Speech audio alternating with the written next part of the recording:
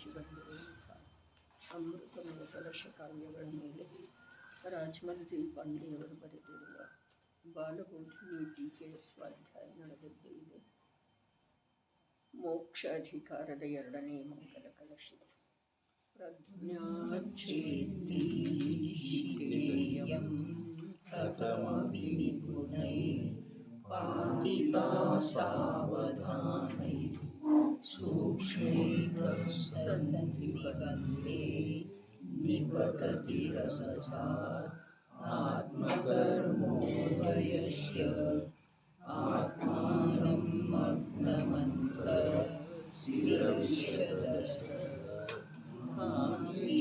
ಚೈತನ್ಯಪೂರೇ ಬಂಧಂ ಚಾಜ್ಞಾನಭಾವೇ ನಿಯಮಿತಮರ್ಥ ಕುರ್ವತಿ ಭಿನ್ನ ಭಿನ್ನೋ.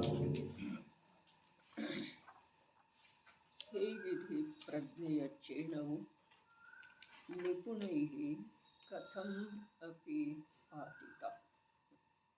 ನಿಪುಣೈಃ ಆತ್ಮಾನುಭವದಲ್ಲಿ ಪ್ರವೀಣರಿರುವಂಥ ಯಾವ ಸಮ್ಯಕ್ ದೃಷ್ಟಿ ಜಿಗ್ವರುಗಳಿದ್ದಾರೆ ಅವರ ಮೂಲಕ ಕಥಂ ಅಪಿ ಸಂಸಾರದ ನಿಕಟತೆಯಂಥ ಕಾಲಲಬ್ಧಿಯು ಪ್ರಾಪ್ತವಾಗಿರುವುದರಿಂದ ಪಾತಿತ ಸ್ವರೂಪದಲ್ಲಿ ಅಪ್ಪಳಿಸುವುದರಿಂದ ಪ್ರವೇಶಿಸುತ್ತದೆ.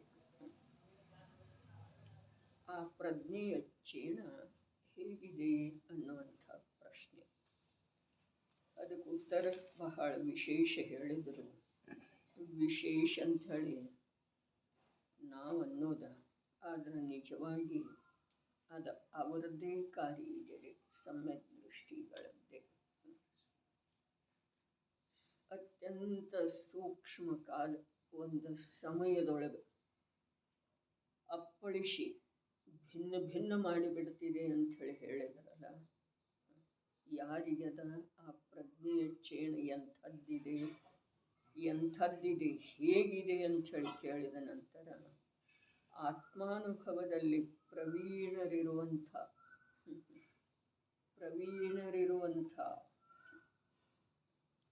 ಅಂದರೆ ಯಾರು ಸಮ್ಯಕ್ ದೃಷ್ಟಿ ಅಂಥೇಳಿ ಹೇಳಿದ್ರು. ಆದ್ರೆ ಆತ್ಮಾನುಭವದಲ್ಲಿ ಪ್ರವೀಣರಿರುವಂಥ ಮಹಾಪುರುಷಾರ್ಥಿ ಮುನಿಗಳದ್ದು ಮಾತಿದೆ. ಯಾಕೆ ಅಂತಂದರೆ ಇದು ಮೋಕ್ಷದ ಅಧಿಕಾರ ಇದೆಯಲ್ಲ, ಮಹಾಪುರುಷಾರ್ಥಿ ಮುನಿಗಳು.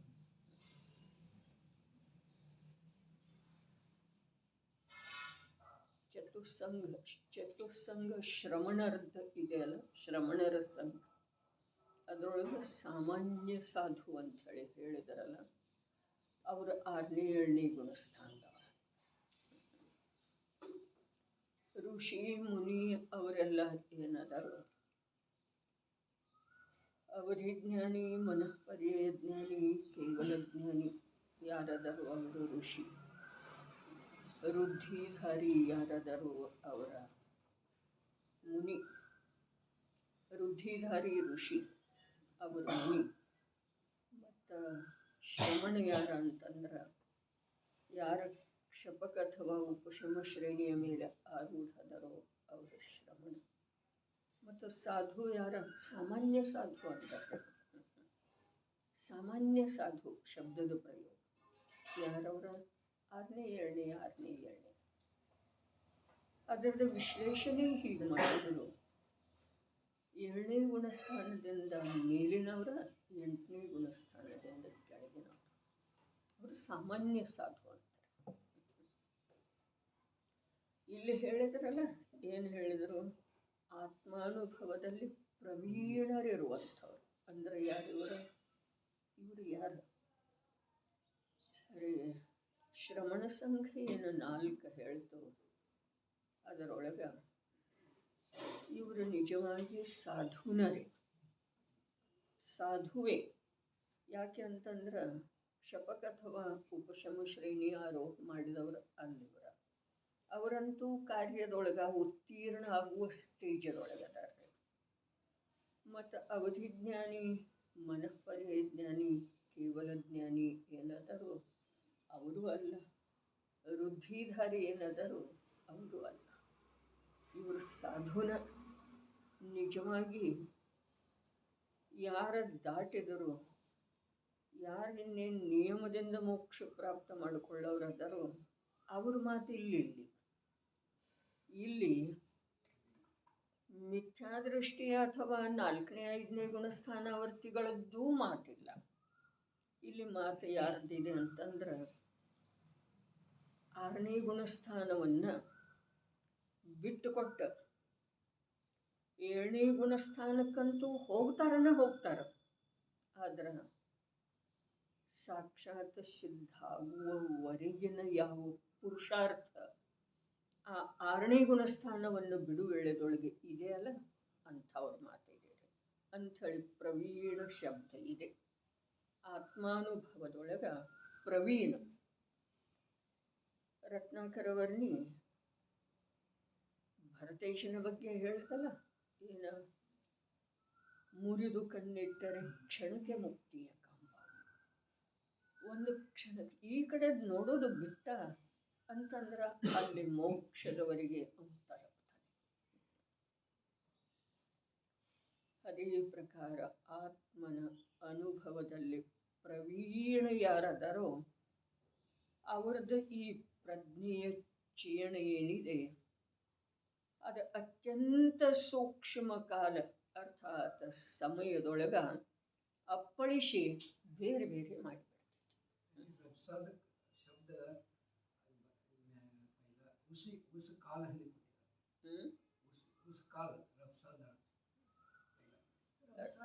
ರಭಸಾತ್ ಇಲ್ಲಿ ಮಾಡಿದಾರಲ್ಲ ಅರ್ಥ, ಇಲ್ಲೇನು ಮಾಡಿದ್ರು ಅತ್ಯಂತ ಸೂಕ್ಷ್ಮ ಕಾಲ,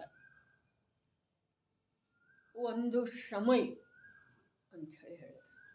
ನಿನ್ನೆ ಹೇಳಿತ್ತಲ್ಲ ರಭಸ, ವೇಗದಿಂದ ತಡೆಯೋದೇ ಇಲ್ಲ ಅದು. ನಿಜವಾಗಿ ಇವರು ತಮಗೆ ಪ್ರಯೋಜನಭೂತ ಅರ್ಥ ಮಾಡಿದ್ದಾರೆ ರಾಜಮಲ್ ಜಿ ಪಾಂಡೆ. ಆದ್ರೆ ಆಚಾರ್ಯ ಭಗವಂತರ ಶಬ್ದ ಏನು ರಭಸ ಇದೆಯಲ್ಲ ಅದರದ ಅರ್ಥ ಮಾಡಿಲ್ಲ. ಸೂಕ್ಷ್ಮ ಕಾಲ, ಅತ್ಯಂತ ಸೂಕ್ಷ್ಮ ಕಾಲ ಒಂದು ಸಮಯ ಅಂಥೇಳಿ ಹೇಳಿದರು.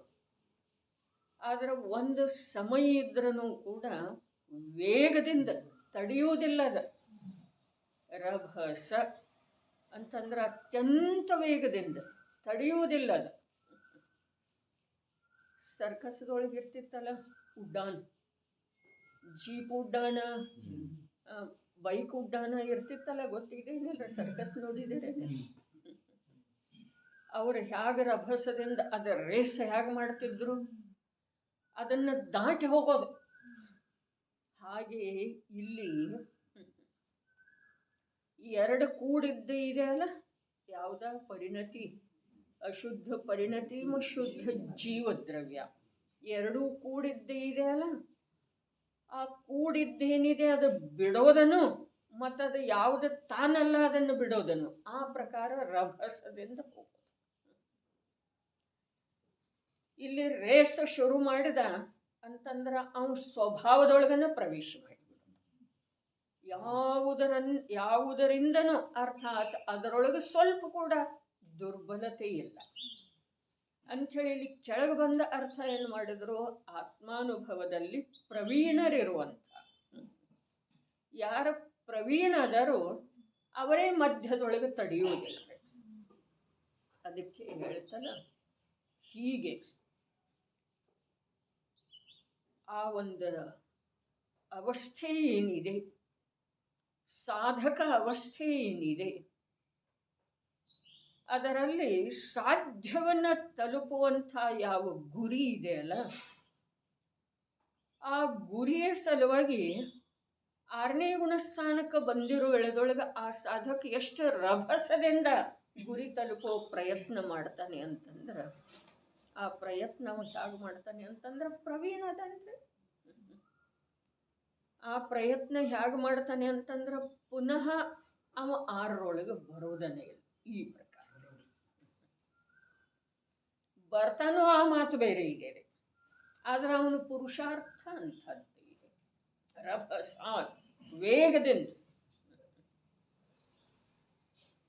ಪ್ರಭು ಸಂಪೂರ್ಣ ಸಾಮರ್ಥ್ಯವನ್ನು ತೊಡಗಿಸಿ ಈಗ ಒಂದಿಷ್ಟು ನಾವು ಕೆಳಗೆ ಬಂದು ವಿಚಾರ ಮಾಡಿದರೆ ಜೀವನದೊಳಗೆ 2 ಬಾರಿ ಪುರುಷಾರ್ಥ ಆಗ್ತಿದೆ. 1 ಬಾರಿ ಪುರುಷಾರ್ಥ ಆಗ್ತಿದೆ, ಆ ವೇಳೆದೊಳಗೆ ಮಿಥ್ಯಾತ್ವ ಹೊಂಟೋಗ್ತಿದೆ. 2ನೇ ಬಾರಿ ಪುರುಷಾರ್ಥ ಯಾವುದಕ್ಕಂತಾರು ಅಂತಂದ್ರೆ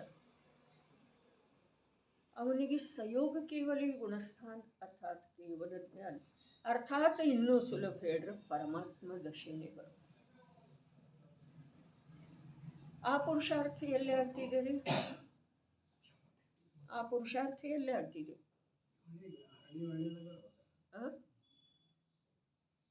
7ನೇದರೊಳಗೆ ಏನಾಗ್ತಿದೆ? 6ನೇದರೊಳಗೆ 4ರಿಂದ 5ಕ್ಕೆ ಹೋಗ್ಲಿಕ್ಕೇನೋ ಪುರುಷಾರ್ಥ ಬೇಕು, 5ರಿಂದ 7ಕ್ಕೆ ಹೋಗ್ಲಿಕ್ಕೇನೋ ಪುರುಷಾರ್ಥ ಬೇಕು. ಆದ್ರೆ ಆ ಪುರುಷಾರ್ಥಗಳಿಗೆ ವಿಶೇಷ ಮಹತ್ವ ಇಲ್ಲ. ಯಾಕೆ ಅಂತಂದ್ರೆ ಅದರಲ್ಲೇ ಪ್ರಯೋಜನಭೂತ ಕಾರ್ಯ ಆಗೋದಿಲ್ಲ, ಆಗ್ತಿದೆಯಲ್ಲ. ಇಲ್ಲಿ 4ನೇ ಗುಣಸ್ಥಾನದಿಂದ 5 ಅಥವಾ 6ಕ್ಕೆ ಹೋಗ್ಬೇಕಾದ್ರೆ ಅಲ್ಲಿ ಪ್ರಯೋಜನ ಆಗ್ತಿದೆಯಲ್ಲ, ಆಗ್ತಿದೆ. ಆದ್ರೂ ಕೂಡ ಅದರಿಂದ ಭಾವಸಾಪೇಕ್ಷ ಪ್ರಯೋಜನ ಆಗ್ತಿದೆ, ಅದರ ದ್ರವ್ಯ ಸಾಪೇಕ್ಷ ಪ್ರಯೋಜನ ಆಗುವುದಿಲ್ಲ. ಏನು ಹೇಳಿತು? ಭಾವಸಾಪೇಕ್ಷ ಪ್ರಯೋಜನ ಆಗ್ತಿದೆ, ಅದರ ದ್ರವ್ಯ ಸಾಪೇಕ್ಷ. 4ನೇ ಗುಣಸ್ಥಾನದಿಂದ 5ನೇ ಗುಣಸ್ಥಾನಕ್ಕೆ ಹೋಗಬೇಕಾದ್ರೆ ಅಲ್ಲಿ ಅವನಿಗೇನಾದರೂ ಆ 5ನೇ ಗುಣಸ್ಥಾನಕ್ಕೆ ಹೋಗುವ ರೂಪದ ಪುರುಷಾರ್ಥ ಇದೆಯಲ್ಲ, ಆ ಪುರುಷಾರ್ಥದಿಂದ ಏನು ಸಿಗ್ತಿದೆ? ಏನಿಲ್ಲ ಸಿಗ್ತಿದೆಯಲ್ಲ, ಏನು ಸಿಗ್ತಿದೆ? ಭಾವಸಾಪೇಕ್ಷ ಲಾಭ. ಏನು ಭಾವಸಾಪೇಕ್ಷ? ಒಂದು ಸಮಯದ ಅನುಭೂತಿ ಇರ್ತದೆ, 2, 3, 4 ಸ್ಥಿರತೆ ಆಗ್ತಿದೆ. ಅದರ ದ್ರವ್ಯ ಸಾಪೇಕ್ಷ ಆಗುವುದಿಲ್ಲ. ಅರ್ಥಾತ್ ಸಮಗ್ರ ಆತ್ಮದ್ರವ್ಯೇನಿದೆ ಅಲ್ಲ, ಆ ಆತ್ಮದ್ರವ್ಯಕ್ಕೆ ಯಾವ 2ನೇ ಗುಣಸ್ಥಾನದೊಳಗೆ ಲಾಭ ಆಗ್ತಿದೆಯಲ್ಲ, ಆ ಪ್ರಕಾರದ ಲಾಭ 5, 6 ಆಗುವುದಿಲ್ಲ ಅಂಥೇಳಿ ಅದು ದ್ರವ್ಯ ಸಾಪೇಕ್ಷ ಲಾಭ ಇಲ್ಲ ಅಂಥೇಳಿ. ದ್ರವ್ಯ ಅಂದರೆ ಇಲ್ಲಿ ಪುದ್ಗಲ ದ್ರವ್ಯದ ಸ್ವೀಕಾರ ಮಾಡೋದಿಲ್ಲ. ಜೀವದ್ದನ 1 ಸಮಯ 2 ಸಮಯದ ಭಾವ ಸಮಗ್ರ ದ್ರವ್ಯದ ಲಾಭ. ಹಾಗಾದ್ರೆ ಅದು ಎಲ್ಲಿ ಆಗ್ತಿದೆ? ಅದು 6ನೇ ಗುಣಸ್ಥಾನದೊಳಗಾಗ್ತಿದೆ. ಮೊದಲಂತೂ ಮಿಥ್ಯಾತ್ವದೊಳಗಾಗ್ತಿದೆ. ಮಿಥ್ಯಾತ್ವದೊಳಗೆ ಯಾವುದು ಆಗ್ತಿದೆಯಲ್ಲ ಅದು ಪ್ರಯೋಜನಭೂತ. ಮಿಥ್ಯಾತ್ವದಿಂದ ಏನು 5, 6 ಅಥವಾ 7ಕ್ಕೆ ಹೋಗುವುದಿಲ್ಲರಿ, 4ಕ್ಕನೇ ಹೋಗ್ತಾನೆ. ಮೊದಲನೇ ಮಿಥ್ಯಾತ್ವ ಗುಣಸ್ಥಾನದಿಂದ ಅನಂತ ಸಂಸಾರದಿಂದ. ಆದರೆ ಆ 4ಕ್ಕೆ ಹೋದಲ್ಲ, ಅಲ್ಲೇನಾಯಿತು? ಅಲ್ಲಿ ಆ ಜೀವದ್ರವ್ಯ ಅರ್ಥಾತ್ ಸ್ವಯಂ ಜೀವದ್ರವ್ಯಕ್ಕೆ ಅನಂತ ಸಂಸಾರದ ಪರಿಪಾಠ ಬಿಟ್ಟು ಹೋಯ್ತಾರೆ. ತಿಳಿತಲ್ಲ? ಭಾವಕ್ಕಂತೂ ಅತೀಂದ್ರಿಯ ಆನಂದದ ಲಾಭ ಆಯಿತು, ನಿರಾಕುಲ ಶಾಂತಿಯ ಲಾಭ ಆಯಿತು. ಅದರ ದ್ರವ್ಯ ಸಾಪೇಕ್ಷ ಏನು ಲಾಭ ಆಯಿತು? ಅನಂತ ಸಂಸಾರದ ಪರಿಪಾಠ ಬಿಟ್ಟು. ಇನ್ನು 2ನೇ ಬಾರಿ ಪುರುಷಾರ್ಥ ಆಗ್ತಿದೆಯಲ್ಲ, ಅದು 6ನೇ ಗುಣಸ್ಥಾನದೊಳಗಾಗ್ತಿದೆ. 6ನೇ ಗುಣಸ್ಥಾನದೊಳಗನೆ ಇಂಥ ಪುರುಷಾರ್ಥ ಆಗ್ತಿದೆ ಈ ಪರಮಾತ್ಮ ದಶೆಯವರೆಗೆ ಹೋಗುವಂಥ. ಅದು ದ್ರವ್ಯ ಸಾಪೇಕ್ಷ ಲಾಭ. ಪರಮಾತ್ಮ ದಶೆ ಪ್ರಾಪ್ತ ಆದ ನಂತರ ಶುದ್ಧ ದಶೆಯ ಸಲುವಾಗಿ ಮತ್ತೇನು ಮಾಡಬೇಕಾಗಿಲ್ಲ. ಯಾಕೆ ಅಂತಂದ್ರೆ ಶುದ್ಧ ದಶೆ ಕೂಡ ಪರಮಾತ್ಮ ದಶೆನೇ ಇದೆ. ಹರೇ ಈ ಜೀವಕ್ಕೆ ಆ ರಭಸದಿಂದ ಪುರುಷಾರ್ಥ ಮಾಡುವ ಮಾತಿದೆಯಲ್ಲ, ಅದು ಈ 2 ಸ್ಥಾನದೊಳಗಿದೆ. ಒಂದು ಮಿಥ್ಯಾತ್ವ ಬಿಡುವ ಸಲುವಾಗಿ ಸಂಸಾರ ರಾಶಿಯಿಂದ ಮೋಕ್ಷ ಮಾರ್ಗದೊಳಗೆ, ರತ್ನತ್ರಯ ಮಾರ್ಗದೊಳಗೆ, ಸ್ವಾಧೀನ ಮಾರ್ಗದೊಳಗೆ ಬರುವ ಸಲುವಾಗಿ ಒಮ್ಮೆ ರಭಸದಿಂದ, ಇಲ್ಲ ಅಂತಂದ್ರೆ ಮಿಥ್ಯಾತ್ವ ದಶೆಯೊಳಗೆ ಪುರುಷಾರ್ಥ ರಭಸದಿಂದ ಎಲ್ಲಿಯವರೆಗೆ ಆಗುವುದಿಲ್ಲ ಅಲ್ಲಿಯವರೆಗೆ ಅವನಿಗೆ ತತ್ವದ ಶ್ರದ್ಧೆ ಇದೆ, ದೇವನ ಶ್ರದ್ಧೆ ಇದೆ, ಆತ್ಮನ ಶ್ರದ್ಧೆ ಇದೆ, ಜ್ಞಾನ ಇದೆ, ಪಾಪದ ಕುರಿತು ಭಯ ಇದೆ, ಎಲ್ಲ ಇದೆ. ಅದರ ಅನುಭೂತಿನ ಆಗ್ತಾ ಇಲ್ಲಲ್ಲ. ಅದು ಆಗಬೇಕಾದ್ರೆ ಏನು ಮಾಡಬೇಕಾಗೋದ? ರಭಸದಿಂದ ಲಂಘಿಸಬೇಕಾಗುವುದು. ದೂರ ಜಿಗಿತ ಮತ್ತು ಎತ್ತರ ಜಿಗಿತ ಇದ್ವಲ್ಲ, ಅದು ದೂರ ಜಿಗಿತ ಇರ್ತಿದೆಯಲ್ಲ, ಅದು ಕಾಲ ಎಲ್ಲಿ ಕೂಡಬೇಕು, ಇವು ಇಲ್ಲಿಂದ ಮಾಡ್ತಾನಲ್ಲ ತಯಾರಿ, ಎಲ್ಲಿ ಕೂಡಬೇಕು, ಅದೇನು ರೇಖೆ ಇದೆಯಲ್ಲ ಅದನ್ನು ದಾಟಿ ಆ ಕಡೆ ರಭಸ. ಇಲ್ಲ ಅಂತಂದ್ರೆ ಇವು ಮಿಥ್ಯಾತ್ವದೊಳಗನೇ ರೀ. ನಾವು ನಮಗೇನು ತಿಳಿದಿಲ್ಲ ಹೇಳಿ, ನರಕದ ದುಃಖದ ವಿಶ್ವಾಸ ಇದೆ, ನಿಗೋದ ದುಃಖದ ಬಗ್ಗೆ ಸಂದೇಹ ಇದೆ.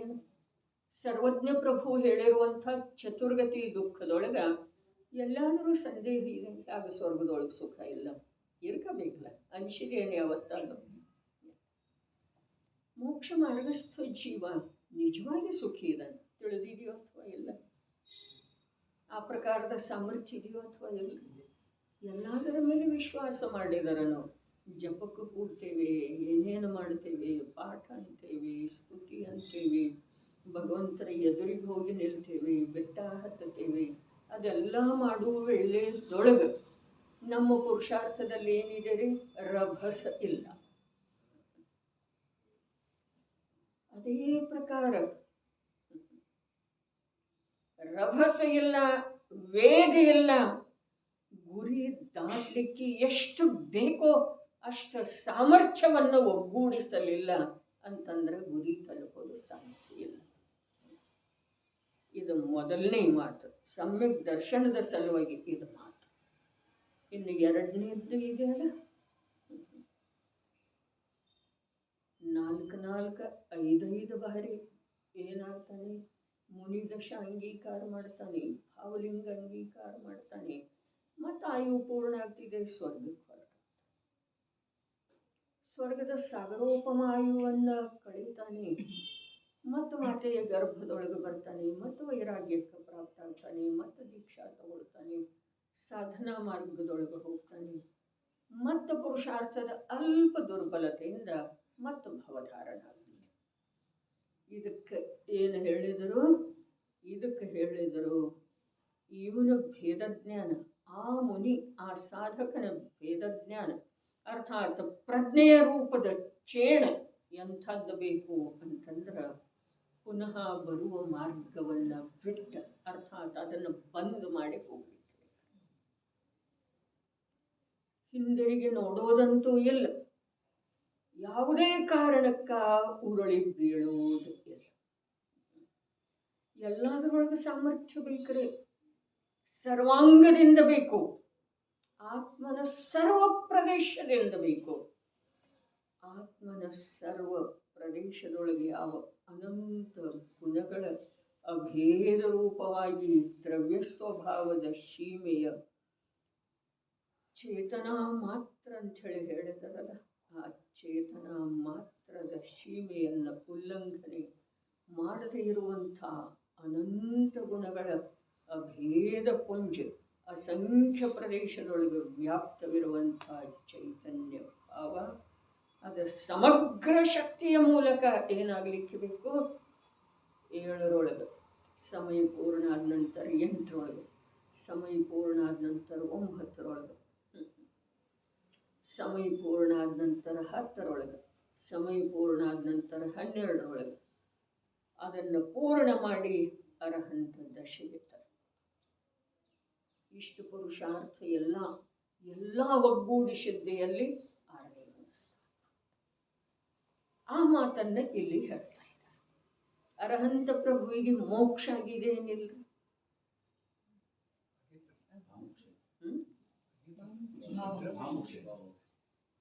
ಮೋಕ್ಷ ಆಗಿದೆ ಏನಿಲ್ಲ ಅಷ್ಟ ಹೇಳೋದು ಆಗಿದೆ.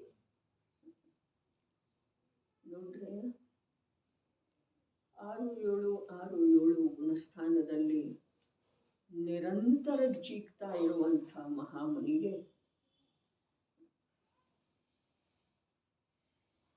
ಮೋಕ್ಷದ ಪುರುಷಾರ್ಥ ಇದೆ, ಆದರೆ ಮೋಕ್ಷ ಆಗುವುದರ ಗ್ಯಾರಂಟಿ ಇಲ್ಲ. ಆದರೆ 12ನೇ ಗುಣಸ್ಥಾನವನ್ನು ದಾಟಿರುವಂಥ ಜೀವನಿಗೆ ನಿಶ್ಚಿತ ಇದರಲ್ಲೇ ಮೋಕ್ಷ ಆಗೋದ. ಹಾಗಾದ್ರೆ ಅರ್ಹಂತರಿಗೆ ಮೋಕ್ಷ ಆಗಿದೆ. ನೀವು ಮೋಕ್ಷ ಅಂಥೇಳಿ ಶಬ್ದದ ಸಲುವಾಗಿ ನಿಮ್ಮಲ್ಲಿ ಏನಾದರೂ ಸಂದೇಹ ಇತ್ತು ಅಂತಂದ್ರೆ ಪರಮಾತ್ಮ ಆಗಿದ್ದಾರೆ, ಇನ್ನೇನೂ ಇಲ್ಲ. ಇನ್ನು ಯಾವುದೇ ಕಾರಣದಿಂದ 7ನೇ ಗುಣಸ್ಥಾನದೊಳಗೆ ಹತ್ತಿರುವಂಥ ಮುನಿ ಯಾವುದೋ ಕಾರಣದಿಂದ 6ಕ್ಕೆ ಬರ್ತಾನೆ. 11ನೇ ಗುಣಸ್ಥಾನಕ್ಕೆ ಹೋಗಿರುವಂಥ ಮುನಿ ಯಾವುದೋ ಕಾರಣದಿಂದ ಮಿಥ್ಯಾತ್ವದವರೆಗೆ ಬರ್ತಾನೆ. ಆದರೆ 12ನೇ ಗುಣಸ್ಥಾನವನ್ನು ದಾಟಿರುವಂಥ ಸಾಧಕ ಯಾವುದೇ ಕಾರಣದಿಂದ ಕೆಳಗೆ ಬರುವುದಿಲ್ಲ. ಮೇಲೆ ಹೋಗೋದು ಮಾತ್ರ ಅಲ್ಲ, ಆಯಾ ಸ್ಥಾನದಲ್ಲಿ ನಿಲ್ಲೋದನ್ನು ಬೇಕು. 7ರಿಂದ 8, 8ರಿಂದ 9, 9ರಿಂದ 10, 10ರಿಂದ 12 ಆ ಸ್ಥಾನದಲ್ಲಿ ನಿಲ್ಲೋದನ್ನು ಬೇಕು, ಮತ್ತು ಆ ಸ್ಥಾನದಿಂದ ಮುಂದೆ ಹೋಗೋದನ್ನು ಬೇಕು. ಇದು ಆಯಾ ಸ್ಥಾನದೊಳಗೆ ಪುರುಷಾರ್ಥ ಇದೆ. ಇಲ್ಲಿ 6ರೊಳಗಾಗಿದೆ ನೋಡ್ರಿ. ವ್ಯಾಸಂಗದ ಸಲುವಾಗಿ ವಿದೇಶಕ್ಕೆ ಹೋಗ್ತಾನೆ ಒಬ್ಬ ವಿದ್ಯಾರ್ಥಿ. ಸ್ವದೇಶದಿಂದ ವಿದೇಶಕ್ಕೆ ಹೋಗುವ ವೇಳೆದೊಳಗೆ 2 ವರ್ಷ ಅಥವಾ 4 ವರ್ಷದ ಸಲುವಾಗಿ ಹೋಗ್ತಾನೆ. ಆ 4 ವರ್ಷದ ಸಲುವಾಗಿ ಏನು ಹೋಗಿರ್ತಾನೋ ಅವನ ಗುರಿ ಏನಿದೆ ರೀ? 4 ವರ್ಷದ ಆ ವಿದ್ಯೆಯನ್ನು ಸಮಗ್ರ ರೂಪದಿಂದ ಪಡ್ಕೊಳ್ಳೋದು. ಹೌದೇನಿಲ್ಲ? ಮಧ್ಯದೊಳಗೆ ಅವನು ಬರಬಹುದು, ಮಧ್ಯದೊಳಗೆ ಅವನು ಏನೆಲ್ಲ ಮಾಡಬಹುದು, ಅದರ ನಿಶ್ಚಿತ ಆ 4 ವರ್ಷ ಆಯು ಪೂರ್ಣ ಅದರ ಮಾತು ಬೇರೆ ಇದೆ. ಆದರೆ ಅವನ ಗುರಿ ಏನಿದೆ, ಆ ಒಂದು ಯಾವ ಡಿಗ್ರಿ ಇದೆ ಅದನ್ನು ಪ್ರಾಪ್ತ ಅದರ ಸಲುವಾಗಿ ಅವನು ಉದ್ಯಮಶೀಲ ಅದನ್ರಿ.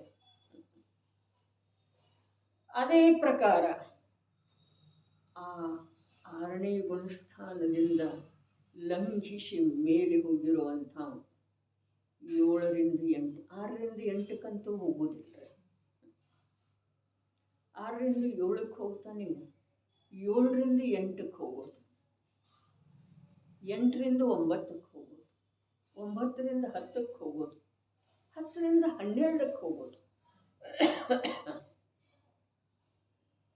12ಕ್ಕೆ ಹೋದ ನಂತರ ಏನು ಮಾಡ್ತಾನೆ? ಏನೂ ಇಲ್ಲ. ನಿಯಮದಿಂದ ಅಲ್ಲಿ ಸಮಯ ಪೂರ್ಣ ಆದ ನಂತರ ಅವನು ಪರಮಾತ್ಮ. ಆಯಾ ಗುಣಸ್ಥಾನದಲ್ಲಿ ಅವನದ ಪುರುಷಾರ್ಥ ಇದೆ. ಈ ಮಾತು ಸತ್ಯ ಇದ್ರೂ ಆ ಪುರುಷಾರ್ಥ ಇಲ್ಲಿದೆ. ಎಲ್ಲಿ? 6ನೇ ಗುಣಸ್ಥಾನಗಳು. ಆ ಮಾತನ್ನ ಇಲ್ಲಿ ಹೇಳ್ತಾ ಇದ್ದಾರೆ. ಮೋಕ್ಷ ಎಲ್ಲಿ ಆಗ್ತಿದೆ ರೀ? 6ನೇ ಗುಣಸ್ಥಾನದ ಪುರುಷಾರ್ಥದೊಳಗಾಗ್ತಿದೆ. ತಿಳಿತಂತೆ? ಮೋಕ್ಷ ಎಲ್ಲೇ ಆಗ್ತಿದೆ ಸುತ್ತ 6ನೇ ಗುಣಸ್ಥಾನ. ಯಾಕೆ ಅಂತಂದ್ರೆ ಬುದ್ಧಿಪೂರ್ವಕದ ಮಾತಿದೆ ರೀ. ಅದ ಮುಂದಿನ ಏನದಾವ ಸಾಧನ ಅವು ಅಬುದ್ಧಿಪೂರ್ವಕ ನಡೀತಾವ.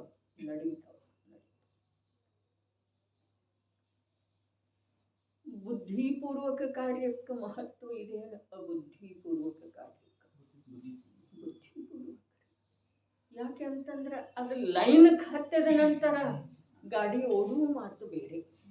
ಆದ್ರೆ ಅದನ್ನ ಲೈನ್ ರೋಡ್ಗೆ ತರಬೇಕಲ್ಲ, ಮೇನ್ ರೋಡ್ಗೆ, ಹೈವೇಗೆ ತರಬೇಕಲ್ಲ, ಅಲ್ಲಿ ಪುರುಷಾರ್ಥ ಇದೆ ಏನಿಲ್ಲ. ಅದೇ ಪ್ರಕಾರ ಕ್ಷಪಕ ಶ್ರೇಣಿ ಆರೋಹಣೆ ಮಾಡಿರುವಂಥವನು ಪುರುಷಾರ್ಥ ನಡೆದದ್ದು ಇದೆ, ಆದರೆ ಅವನು ಮಾಡ್ತಾ ಇಲ್ಲ.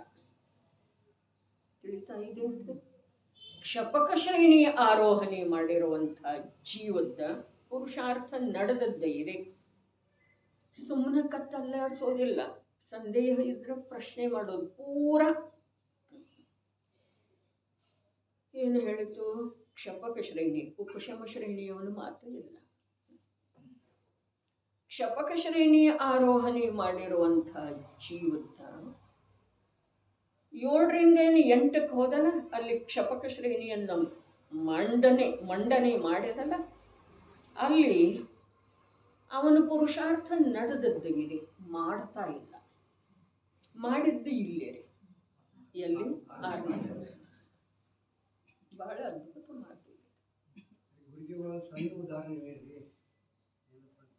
ಅರಣ್ಯದಾಗ ಹೆಂಗೆ ಚೆಂಡು ತಳಕ್ಕೆ ಅಂತ ನಾವು ಮ್ಯಾಪ್ ಹೋಗ್ತಲ್ಲ, ಅಲ್ಲಿ ಅಷ್ಟು ಪುರುಷಾರ್ಥ ಎಷ್ಟು ಜೋರ್ಲೆ ವ್ಯಕ್ತಿ ಅಷ್ಟು ಮ್ಯಾಪ್ ಮಟ್ಟ ಅವತ್ತು ಮತ್ತೆ ತಳಗೆ ಬರ್ತೀವಿ. ಅದು ದಾಟಿತು ಅಂದ್ರೆ ದಾಟಿ ಅಂದ್ರೆ ಇಲ್ಲಿ ರಭಸ ಶಬ್ದದ ಪ್ರಯೋಗ ಆಚಾರ್ಯ ಭಗವಂತರ ಆಂತರ್ಯದೊಳಗೆ ಇದೇ ಭಾವವನ್ನು ಹೊಂದಿದ್ದೇವೆ. ಯಾರು ಇವರ ಆಚಾರ್ಯರ? ಪಂಚಮ ಕಾಲದ ಆಚಾರ್ಯರು. ಇದು ಬಹಳ ಮಹತ್ವಪೂರ್ಣ ಮಾತು. ಇಲ್ಲಿ ಶ್ರೇಣಿ ಇಲ್ಲ, ಮೋಕ್ಷ ಇಲ್ಲ, ಆದರೂ ಕೂಡ ಅವರ ಅಂತರಂಗದೊಳಗೆ ಆ ಪುರುಷಾರ್ಥದ ಮಹಿಮಾ ಇದೆ ರೀ.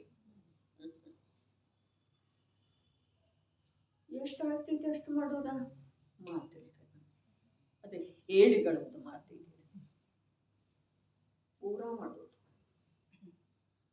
ಧ್ಯೇಯ ಯಾವುದರಲ್ಲಿ ಇಟ್ಕೊಳ್ಳೋದು ಅವರ ಸಮ್ಯಕ್ ದರ್ಶನರೇ ಆಗಲಿಲ್ಲ, ತತ್ವದ ನಿರ್ಣಯರೇ ಆಗಲಿಲ್ಲ. ನನಗೆ ಮೋಕ್ಷಕ್ಕೆ ಹೋಗೋದು. ಈ ಪಂಚಮ ಕಾಲದೊಳಗೆ ಎಲ್ಲಿ ಮೋಕ್ಷ? ಇದು ತಲೆಯೊಳಗೆ ಸಂದೇಹನ ಬರ್ತಕ್ಕಂಥಲ್ಲ. ಅವನಿಗೆ ಆಗ್ತಿದೆ ರೀ ಏನ? ಸಮ್ಯಕ್ ದರ್ಶನ. ಅವನಿಗೆ ಆಗ್ತಿದೆ ಕಡೆ ಪಕ್ಷ ಏನ? ತತ್ವದ ನಿರ್ಣಯ. ಇವಾಗ ಹೇಳಿದ್ರಲ್ಲ 11ನೇ ಗುಣಸ್ಥಾನಕ್ಕೆ ಹೋಗಿ ನಿತ್ಯ ಬರ್ತಾರೆ ಅಂತ, ಏನು ಫಲ ಇಲ್ಲ 11ನೇ ಗುಣಸ್ಥಾನವರೆಗೂ ಹೋಗಿದ್ದಕ್ಕೆ? ಫಲ ಏನಿದೆ? ಏನೂ ಫಲ ಇಲ್ಲ. ನಿಯಮ ಹೀಗಿದೆ. ಅವನು 4ನೇ ಗುಣಸ್ಥಾನದವರೆಗಂತೂ ಬರವನ. 11ನೇ ಗುಣಸ್ಥಾನಕ್ಕೆ ಹೋದವ. 11ನೇ ಗುಣಸ್ಥಾನ ಎಂಥದ್ದಿದೆ ಅಂತಂದ್ರೆ ಪ್ರತ್ಯಕ್ಷ ಅರಹಂತ ಪ್ರಭುವಿನ ಅನುಭವ ಆಗಿರಲ್ಲ. ಆ ಗುಣಸ್ಥಾನದ ಸಮಯ ಏನಿದೆ, ಆ ಸಮಯದೊಳಗೆ ಅರಹಂತರ ಹಾಗೇನ ಶುದ್ಧಾತ್ಮ ಸ್ಥಿರತೆಯ ಅನುಭವ ಮಾಡ್ತಾರೆ. ಸ್ಥಿರತೆ ಇದೆ. ಆದರೆ ನಾವು ನಿಯಮದಿಂದ ಕೆಳಗೆ ಬರ್ತಾ ಬರ್ತಾ 4ರವರೆಗಂತೂ ಬರವನ. ಆದರೆ ಉರುಳಿ ಬರುವೆಳೆದೊಳಗೆ ಅಲ್ಲಿ ಎಲ್ಲಿ ಅವನಿಗೆ ನಿಲ್ಲೋ ಸಾಮರ್ಥ್ಯನ ಇಲ್ಲ ಅಂತಂದ್ರೆ ತಳಗಿನವರೆಗೆ, ಮಿಥ್ಯಾರ್ಥದವರೆಗೆ ಬರಬೇಕು.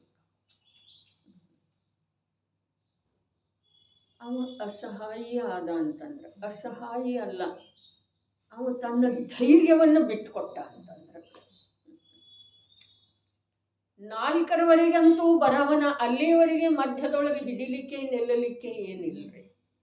ಕುಂದಾದ್ರಿಯೊಳಗೆ ಅಪ್ಪಾಜಿ ಉರುಳಿದಾರಲ್ಲ, 20 ಫುಟ್ ಕೆಳಗೆ ಹೋದ ನಂತರ 2 ಸಣ್ಣ ಗಿಡ ಸಿಕ್ಕು ಅಂತೇಳಿ ಹೇಳ್ತಾರೆ. ಹಾಗಾದ್ರೆ ಆ 20 ಫುಟ್ದವರೆಗೆ ಯಾವ ಅವಕಾಶ ಇರಲಿಲ್ಲ. ಅದೇ ಪ್ರಕಾರ 11ನೇ ಗುಣಸ್ಥಾನದಿಂದ 4ನೇ ಗುಣಸ್ಥಾನದವರೆಗಂತೂ ಅವಕಾಶ ಇಲ್ಲ. ಕ್ರಮದಿಂದ ಕೆಳಗನೆ ಬರೋ ಅಲ್ಲಿ ಅವನು ಆ ಧೈರ್ಯ ಬಿಟ್ಟ ಪುರುಷಾರ್ಥಹೀನಾದ ಅಂತಂದ್ರೆ 1ನೇ ಗುಣಸ್ಥಾನಕ್ಕೆ ಕೂಡ ಬರ್ತಾನೆ. 1. 2ನೇದೇನಿದೆ ಅಂತಂದ್ರೆ ಆಯು ಪೂರ್ಣ ಆಗಿತ್ತು, ಭುಂಜಮಾನ ಆಯು ಪೂರ್ಣ ಆಗಿತ್ತು, ಮತ್ತು ಮಿಥ್ಯಾತ್ವದೊಳಗೆ ಆಯುವಿನ ಬಂಧ ಆಗಿತ್ತು ಅಂತಂದ್ರೆ ಮಿಥ್ಯಾತ್ವದೊಳಗೆ ಬಂಧನ ಮರಣ. ಇದು ನಿಯಮ ಇದೆ. ಉಪಶಮ ಶ್ರೇಣಿ ಹಚ್ಚಿದವನಿಗೆ ಕೂಡ ಮಿಥ್ಯಾತ್ವದೊಳಗೆ ಆಯುವಿನ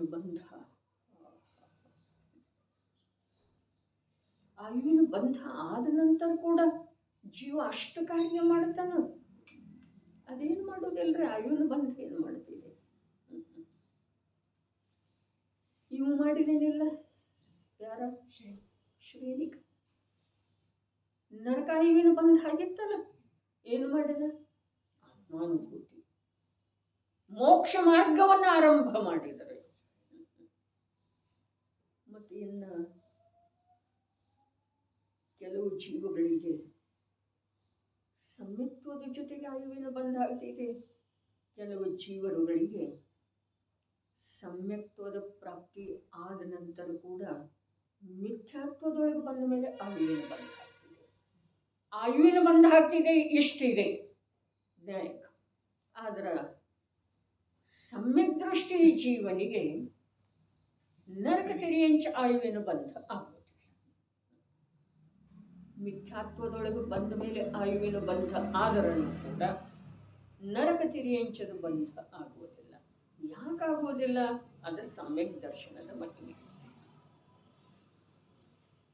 ಮುನಿ ಅವಸ್ಥೆಯೊಳಗೆ ಮಿಥ್ಯಾತ್ವ ಗುಣಸ್ಥಾನದೊಳಗೆ ಬರ್ತಾನೋ ಅಥವಾ ಇಲ್ರಿ? ಮನೆಗೆ ಬರ್ತಾನೋ ಮತ್ತು ಮನೆ ಕಟ್ಟತಾನೋ ಇದೆಲ್ಲ ಮಾತಿಲ್ಲ, ಪರಿಣಾಮದ ಮಾತಿದೆ. ಒಂದು ಸಮಯ ಮಿಥ್ಯಾತ್ವದ ಸ್ಪರ್ಶ ಮಾಡ್ತಾನೆ. ಸಮಯ ಅರ್ಥಾತ್ ಒಂದು ಕ್ಷಣ ಅನ್ರಿ, ಕೆಲ ಸಮಯ, ಸೂಕ್ಷ್ಮ ಕಾಲ. ಮಿಥ್ಯಾತ್ವದ ಸ್ಪರ್ಶ, ಮಿಥ್ಯಾತ್ವದೊಳಗೆ ಬರ್ತಾನೆ. ಅಲ್ಲಿಯ ಭಾವಕ್ಕನುಸಾರವಾಗಿ ಅವನಿಗೆ ದೇವಗತಿದ್ದನ ಬಂಧ ಆಗ್ತಿದೆ. ಮಿಥ್ಯಾತ್ವದೊಳಗೆ ಮಿಥ್ಯಾತ್ವದೊಳಗೆ ದೇವಗತಿಯ ಬಂಧ ಆಗ್ತಿದೆ ಅಂತೇಳಿನ ನಾವು ನೀವು ಎಷ್ಟು ಬಾರಿ ನರಕಕ್ಕೆ ಹೋಗಿದ್ದೇವೆ, ಅದಕ್ಕಿಂತ ಅಸಂಖ್ಯ ಗುಣಿತ ಬಾರಿ ಸ್ವರ್ಗಕ್ಕೆ ಹೋಗಿದ್ದೇವೆ. ಹಾಗಾದ್ರೆ ಆ ಉಪಶಮ ಶ್ರೇಣಿ ಆರೋಹಣೆ ಮಾಡಿರುವಂಥ ಜೀವನಿಗೆ ಮಿಥ್ಯಾತ್ವದೊಳಗೆ ಆಯುವಿನ ಬಂಧ ಯಾವುದರತ್ತಾಗೋದ? ಸ್ವರ್ಗದ್ದನ ಆಗೋದಲ್ಲ, ದೇವಗತಿದ್ದನ ಆಗೋದು. ಇನ್ನು ಗತಿಬಂಧ ಆಗಿರುವಂಥವನಿಗೆ ಕೇವಲ ಜ್ಞಾನ ಆಗೋದನೇ ಇಲ್ರಿ, ಅವ ಕ್ಷಪಕ ಶ್ರೇಣಿ ಹತ್ತೋದನೇ ಇಲ್ಲ. ಇದೆಲ್ಲ ನಿರ್ಣಯ ಯಾರು ಮಾಡ್ತಾರೋ? ಇದೆಲ್ಲ ನಿರ್ಣಯ ತಾನಾಗೆ ಆಗ್ತಿದೆ.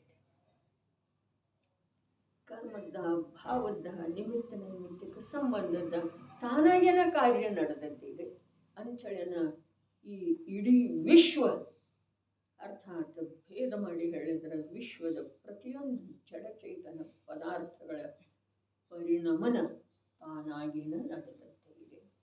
ಹೀಗೆ ಮಾಡುವುದರಿಂದ ಹಾಗಾಯಿತು, ಹಾಗೆ ಮಾಡುವುದರಿಂದ ಹೀಗಾಯಿತು, ಇದು ಪ್ರಶ್ನೆನೇ ಇಲ್ಲ.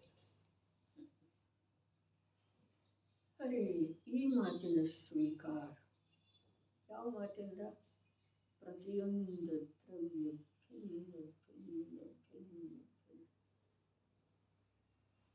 ಯಾವೊಂದೂ ದ್ರವ್ಯ ವಿಶ್ವದ ಯಾವುವೂ ಅನ್ಯ ದ್ರವ್ಯದ ಅಪೇಕ್ಷೆಯಿಂದ ನಿಂತುಕೊಂಡಿಲ್ಲ, ಸ್ಥಿರ ಉಳಿಯುವುದಿಲ್ಲ. ಅದರ ಸತ್ತಾದಿಂದ ಅದು ಸ್ಥಿರ ಇದೆ. ಅದರ ದ್ರವ್ಯತ್ವ ಶಕ್ತಿಯಿಂದ ಅದು ಪರಿಣಮಶೀಲ. ಅಲ್ಲೆಲ್ಲ ಏನು ವ್ಯವಸ್ಥೆ ಈಗ ಇಲ್ಲಿಯವರೆಗೆ ಚರ್ಚೆ ಮಾಡಿತು, ಅದೇ ಪ್ರಕಾರದ ವ್ಯವಸ್ಥೆ ನಮ್ಮ ಜೀವನದೊಳಗೂ ಕೂಡ. ಶುಭ ಮಾಡೋನು, ಸ್ವರ್ಗಕ್ಕೆ ಹೋಗೋನು, ಪಂಚಮ ಕಾಲೆಯಲ್ಲಿ ತೀರಿದ ನಂತರ ಇಲ್ಲಿ ಧರ್ಮಯುಗ ಯುದ್ಧ ನಂತರ ಮನುಷ್ಯ ಆಗೋನು, ಮೋಕ್ಷಕ್ಕೆ ಹೋಗೋನು, ಇದು ಯಾವುದೂ ಜೀವನ ಕೈಗೊಳ್ಳಲಿಲ್ಲ, ಆಗೋದನ್ನೇ ಇಲ್ಲ. ಅದಕ್ಕೆ ಅದು ಮಾಡೋನು, ಇದು ಮಾಡೋನು, ಯಾವುದು ಮಾಡೋದನ್ನು ಸಾಧ್ಯ ಇಲ್ಲ. ಅದನ್ನು ಮಾಡುವ ಭಾವವನ್ನು ಬಿಟ್ಟುಕೊಟ್ಟ ಜ್ಞಾತ ಸ್ವಭಾವದ ಅವಲಂಬನೆಯಿಂದ ನ್ಯಾಯಕ ರೂಪದಿಂದ ಪರಿಣಮನ ಮಾಡುವಂಥ ಒಂದೇ ಒಂದು ಉದ್ದೇಶ ಇಟ್ಕೊಳ್ಳುತ್ತೆ. ಮನುಷ್ಯ ಆಗ್ತೇನೋ, ದೀಕ್ಷಾ ತಗೊಳ್ತೇನೋ, ಇದೇ ಕ್ಷೇತ್ರಕ್ಕೆ ಹೋಗ್ತೇನೋ, ಸ್ವರ್ಗಕ್ಕೆ ಹೋಗ್ತೇನೋ, ಅಲ್ಲಿ ಶ್ರೀಮಂಧರ ಸ್ವಾಮಿಯ ಕಡೆಗೆ ಹೋಗಬಹುದು, ಇವು ಯಾವ ವಿಚಾರವೂ ನಿರರ್ಥಕ ಇದ್ದಾವೆ. ವಿಚಾರ ಒಂದೇ, ನಾನು ಅನಾದಿ ಕಾಲದಿಂದ ನಡ್ಕೊಂಡು ಬರ್ತಾ ಇರುವಂಥ ದೇಹ ಬುದ್ಧಿಯನ್ನು ಬಿಟ್ಟು.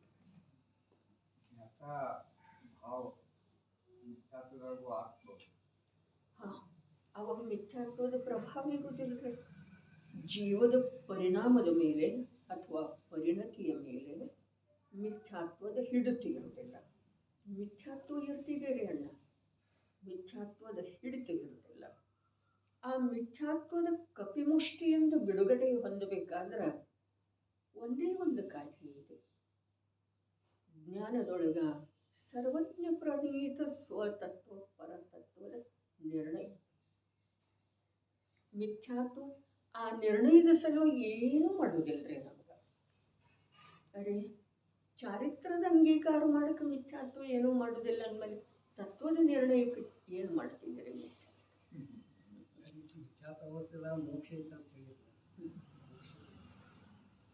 ಮಿಥ್ಯಾತ್ವ ಅವಸ್ಥೆಯೊಳಗನ ಮೋಕ್ಷದ ಧ್ಯೇಯ ಇಟ್ಟುಕೊಂಡು ಜೀವ ಒಂದು ಸಮಯ ಆ ಮುಕ್ತ ಸ್ವರೂಪದ ಅನುಭವ ಮಾಡಿದ ನಂತರನ ಅವನಿಗೆ ಸಮ್ಯಕ್ ದರ್ಶನ ಅಥವಾ ಮೋಕ್ಷ ಮಾರ್ಗ ಆರಂಭ ಆಗ್ತದೆ. ಮೊದಲು ಮೋಕ್ಷ ಬರ್ತಿದೆ ಈ ಜೀವನದೊಳಗೆ, ದೃಷ್ಟಿಯೊಳಗೆ, ಅನುಭವದೊಳಗೆ ಮೊದಲು ಮೋಕ್ಷ ಬರ್ತಿದೆ. ಆಮೇಲೆ ಪರಿಣತಿಯೊಳಗೆ ಮೋಕ್ಷ ಮಾರ್ಗ ಆರಂಭ. ಕೊನೆಗೊಂದು ದಿವಸ ಆ ಮಾರ್ಗ ಏನಾಗ್ತಿದೆ, ಪೂರ್ಣಾಗಿ ಪ್ರತ್ಯಕ್ಷ ಮೋಕ್ಷದ ಉಪಲಬ್ಧಿ. ಅದು ದ್ರವ್ಯ ಸಾಪೇಕ್ಷ, ಜೀವ ದ್ರವ್ಯದ ಅಪೇಕ್ಷ. ಹಾಗಾದರೆ ಈಗ ನಮಗೆ ಮಾಡಬೇಕಾದದ್ದು ಪ್ರಯತ್ನ ಏನಿದೆ, ರಭಸದಿಂದ, ಇಂಥ ಸಂಯೋಗ ಇರುವ ವೇಳೆದೊಳಗೆ ರಭಸದಿಂದ ತತ್ವ ನಾನು ಹೀಗೆ ಇದ್ದೇನೆ, ನಾನು ಹೀಗೆ ಇದ್ದೇನೆ, ನನ್ನ ಸ್ವರೂಪ ಇದನ್ನು ಹೊರತುಪಡಿಸಿ ಬೇರೆ ಇಲ್ಲವೇ. ನಾನಾ ಪ್ರಕಾರದ ವಸ್ತ್ರಧಾರಣ ಮಾಡಿ ನನ್ನನ್ನು ನಾನು ಆ ರೂಪ ಅಂತ ಹೇಳಿ ತಿಳಿಯೋದು ಯಾವ ಪ್ರಕಾರ ಮರುಳಾಟ ಇದೆಯೋ, ಅದೇ ಪ್ರಕಾರ ನಾನಾ ಪ್ರಕಾರ ಕರ್ಮಜನಿತ ದೇಹದ ಸಂಯೋಗದಿಂದ ನಾನು ಆ ಪ್ರಕಾರ ಇದ್ದೇನೆ ಅಂಥೇಳಿ ಅನುಭವ ಮಾಡೋದು ಮಿಥ್ಯಾತ್ವ ಇದೆ. ಅದು ಹುಚ್ಚತನ ಇದೆ, ಇದು ಮಿಥ್ಯಾತ್ವ ಇದೆ. ವೇಷದಿಂದ ಯಾರೂ ದೊರೆ ಅಥವಾ ದರಿದ್ರ ಆಗುವುದಿಲ್ಲ, ವೇಷದಿಂದ ಯಾರೂ ಏನೂ ಆಗುವುದಿಲ್ಲ. ವೇಷಧಾರಣ ಮಾಡಿ ಆ ವೇಷದ ಅನುರೂಪ ತನ್ನನ್ನು ತಿಳಿಯೋದು ಹುಚ್ಚತನ ಇದೆ. ಅದೇ ಪ್ರಕಾರ ಕರ್ಮದ ಉದಯದಿಂದ ಸಂಯೋಗದೊಳಗೆ ಬಂದಿರುವಂಥ ದೇಹದ ಮೂಲಕ ನಾನು ಹೀಗಿದ್ದೇನೆ ಅಂಥೇಳಿ ಅನುಭವ ಮಾಡೋದು ಇದು ಮಿಥ್ಯಾತ್ವ. ಹಾಗಾದ್ರೆ ಅದನ್ನು ಬಿಟ್ಟುಕೊಡುವ ಸಲುವಾಗಿ ಅಥವಾ ಅದು ತಾನಾಗೆ ಬಿಟ್ಟು ಹೋಗುವ ಸಲುವಾಗಿ ಏನ ಮಿಥ್ಯಾತ್ವ ಭಾವ. ಮೋಕ್ಷ ಮಾರ್ಗ ಪ್ರಕಾಶಕದೊಳಗೆ ತೋಡರ ಮಲ್ಲರೇನು ಹೇಳಿದ್ರು, ಮಿಥ್ಯಾಭಾವ ಅಭಾವತೆ ಹೇಳಿದ್ರೆ, ಮಿಥ್ಯಾಭಾವದ ಅಭಾವದಿಂದ ಏನಾಗ್ತಿದೆ, ನಿಜ ಭಾವ ಪ್ರಕಟ ಆಗ್ತಿದೆ.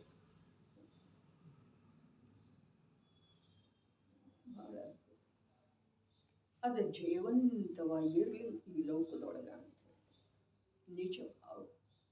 ಈ ಲೋಕದೊಳಗೆ ಜಯವಂತವಾಗಿರಲಿ ಅಂದರೆ ಯಾವ ಲೋಕದೊಳಗೆ, ಯಾವ ಲೋಕದೊಳಗೆ ಈ ಜ್ಞಾನ ತಿಳಿಯುವ ಅನುಭವಿಸುವ ಯಾವ ಚೈತನ್ಯ ಲೋಕ ಇದೆ, ಅಲ್ಲಿ ನಿಜ ಭಾವ ಸದಾ ಜೈವಂತ. ಈ ಲೋಕ ಅಂದ್ರೆ ಮೂರು ಲೋಕ ಅಲ್ಲ, ನಮ್ಮ ಲೋಕ ನಿಜವಾಗಿ ಯಾವುದ ಚೈತನ್ಯದ ಪರಿಣಮನ ಎಲ್ಲಿ ನಡೆದದ್ದು ಇದೆಯೋ, ಯಾವುದರ ಆಧಾರದಿಂದ ಇದೆಯೋ, ಆ ಪರಿಣಮನದ ಪ್ರಭಾವ ಎಲ್ಲಿ ಆಗ್ತಾ ಇದೆಯೋ ಅದು ಇವನು ಲೋಕ. ಮಿಥ್ಯಾಭಾವ ಅಭಾವತೆ, ಮಿಥ್ಯಾಭಾವದ ಅಭಾವ ಆಗುವಂಥ ಪುರುಷಾರ್ಥ ನಾವು ಮಾಡೋದಿದೆ. ಇಂಥ ಸಂಯೋಗಿರುವ ವೇಳೆದೊಳಗೆ ಪ್ರತ್ಯಕ್ಷ ವೀತರಾಗ ಪ್ರಭುವಿನ ಸಾನ್ನಿಧ್ಯ ಹೋಗಿರುವ ವೇಳೆದೊಳಗೆ ವೀತರಾಗ ಪ್ರಭುವಿನ ಸಂದೇಶವನ್ನು ಸತ್ಯ ಮಹಾವ್ರತಧಾರಿ ವನವಿಹಾರಿ ವೀತರಾಗಿ ಸಂತರುಗಳ ಈ ದ್ರವ್ಯ ಶ್ರುತದ ಎದುರಿಗೆ ಇರುವೆಳೆದೊಳಗ ರಭಸದಿಂದ ಪ್ರಯತ್ನ ಮಾಡೋದಿದೆ. ಏನ ರಾಗದಿಂದ, ದೇಹದಿಂದ, ಸಂಯೋಗದಿಂದ, ಕರ್ಮದಿಂದ, ಮೂರು ಕಾಲದಲ್ಲೂ ಅಸ್ಪೃಷ್ಟವಿರುವಂಥ ಶುದ್ಧ ಚೈತನ್ಯ ಸ್ವರೂಪ ನನ್ನದಿದೆ. ಅದರೊಳಗೆ ಯಾವುದರದ್ದು ಯಾವ ಪ್ರಕಾರದ ಚಿತ್ರ ಮುದ್ರಣೆ ಆಗೇ ಇಲ್ಲ. ಇದರ ನಿರ್ಣಯ ರಭಸದಿಂದ ಇಲ್ಲಿ ಮಾಡೋದ ಮತ್ತು ಇದರದ ಅಭ್ಯಾಸದಿಂದ ಉಳಿದ ಸಮಯದೊಳಗ ಮಾಡ್ತಾ ಇರೋದ. ಇದನ್ನು ಬಿಟ್ಟು ಬೇರೆ ಯಾವ ಕರ್ತವ್ಯನೂ ಇಲ್ಲ. ಬೇರೆ ಯಾವ ಭಾವ ನಾವು ಧಾರಣ ಮಾಡ್ತೇವೆಯೋ ಅವೆಲ್ಲ ನಿರರ್ಥಕದವು. ನಾನು ಶ್ರೀಮಂಧರ ಸ್ವಾಮಿಯ ಹತ್ರ ಹೋಗಿ, ಅದೇ ಒಳಗಡೆ ಅದಾನ ಶ್ರೀಮಂಧರ ಸ್ವಾಮಿ. ತನ್ನ ಚೈತನ್ಯ ಸೀಮೆಯನ್ನು ಉಲ್ಲಂಘನೆ ಮಾಡದ್ದನ್ನು ಜಡದ ಸೀಮೆಯೊಳಗೆ ಎಂದೂ ಬರದೇ ಇರುವಂಥ ಆ ನಿಜನಾಥ ಏನಿದ್ದಾನೆ ಅವನೇ ಶ್ರೀಮಂಧರ ಸ್ವಾಮಿ. ಶ್ರೀಮಂಧರ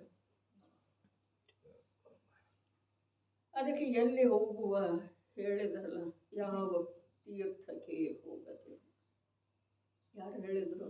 ಪರಮಾತ್ಮ ಪ್ರಕಾಶದೊಳಗೆ ಯೋಗಿಂದು ದೇವರು. ಯಾವ ತೀರ್ಥಕ್ಕೆ ಹೋಗಬೇಡ, ಯಾವ ಶಾಸ್ತ್ರವನ್ನು ಹೋಗಬೇಡ, ಯಾವ ಪ್ರಕಾರ ಸುದೃಷ್ಟಿ ತರಂಗಿಣಿ ಇದೆ ಅದೇ ಪ್ರಕಾರ ಒಂದು ಸಂಜ್ಞಾನದ ಚಂದ್ರಿಕೆ ಅಂತ ಹೇಳಿ ಈ ಸಮ್ಯಜ್ಞಾನ ಚಂದ್ರಿಕೆ ಇದಲ್ಲ, ಇನ್ನೊಂದು ಗ್ರಂಥ ಇದೆ. ಅದರಲ್ಲಿ ಹೇಳಿದರು, ಮೊನ್ನೆ ಬಂತಂತ ಹೇಳಿದ್ನಲ್ಲ ಸ್ವಾಮೀಜಿ, ನಾನು ಏನು अधिक जानने की अभिलाषा छोड़ो, ಅಧಿಕ ಜಾನ್ನೇಕೆ. ನಾವಿಲ್ಲಿ ತಿಳಿದದ್ದು ಪರ್ಯಾಪ್ತ ಇದೆ ಸುಧಾತಾಯಿ. ಈಗ ನಮ್ಮದ ಪ್ರತ್ಯಕ್ಷ ಪ್ರಯೋಗದ ಸಲುವಾಗಿ ಈ ಸ್ಥಾನದೊಳಗೆ ಬರೋದಿದೆ. ಏನಾದರೂ ತಿಳಿಯುವ ಸಲುವಾಗೆಲ್ಲ ತಿಳಿದದ್ದು ಇದೆಯಲ್ಲ, ಏನ ವಿಶ್ವದೊಳಗೆ 7 ತತ್ವ. ನಾನು ಜೀವ ತತ್ವ ಇದ್ದೇನೆ. ಜೀವ ಎಂದೂ ಅಜೀವ ಆಗಲಿಕ್ಕೆ ಸಾಧ್ಯ ಇಲ್ಲ, ಅಜೀವ ಎಂದೂ ಜೀವ ಆಗಲಿಕ್ಕೆ ಸಾಧ್ಯ ಇಲ್ಲ. ಈ ಎರಡರ ಸಂಯೋಗ ಹೇಗಿದೆ? ನೀರು ಹಾಲಿನ ತೆರದಿ ಜೀವವು ಸೇರಿಕೊಂಡಿರೆ ಈ ಶರೀರದಿ, ಬೇರೆ ಬೇರೆಯೇ ಇಹವು ತಾನ್ ಅವು ಏಕವಾಗಿಲ್ಲ. ಇದೆಲ್ಲ ನಮಗೆ ತಿಳಿದದ್ದು ಇದೆ ಅಂದಮೇಲೆ ಈಗ ನಾವು 2ನೇ ಹಂತಕ್ಕೆ ಬಂದಿದ್ದೇವೆ. ಅದೇನಪ್ಪ ಅಂತಂದ್ರೆ, ಯಾವುದನ್ನು ನಾನಿದ್ದೇನೋ ಅದನ್ನು ಪ್ರತ್ಯಕ್ಷ ಅನುಭವ ಮಾಡುವ ಸಲುವಾಗಿ ಯಾವ ಪ್ರಕಾರದ ಏಕಾಗ್ರತೆ ಅಥವಾ ಸೂಕ್ಷ್ಮತೆ ಅಥವಾ ನಿವೃತ್ತಿ ಬೇಕೋ ಆ ಸ್ಥಾನಕ್ಕೆ ನಾವೀಗ ಬಂದಿದ್ದೆವು. ಯಾವ ಪ್ರಕಾರದ ನಿವೃತ್ತಿ ಬೇಕು ಆ ಪ್ರಕಾರದ ನಿವೃತ್ತಿ ಬೇಕು. ಯಾವ ಪ್ರಕಾರದ ಸೂಕ್ಷ್ಮತೆ ಬೇಕು ಆ ಪ್ರಕಾರದ ಜ್ಞಾನದೊಳಗೆ ಸೂಕ್ಷ್ಮತೆ ತಂದುಕೊಳ್ಳಬೇಕು. ಯಾವ ಪ್ರಕಾರದ ಏಕಾಗ್ರತೆ ಬೇಕು ಚಿತ್ತಕ್ಕೆ, ಚಂಚಲ ಚಿತ್ತಕ್ಕೆ. ಅದೇ ಆರು ಗುರಾಣಿಯೊಳಗೆ ಹೇಳಿದ್ರು, ನೀ ಮನಸ್ಸನ್ನು ಸ್ಥಿರ ಮಾಡಿ ತತ್ವಕ್ಕೆ ಚಿತ್ತದ ಏಕಾಗ್ರತೆಯಿಂದ ಆಲಿಸು. ಅಂದರೆ ಏನ?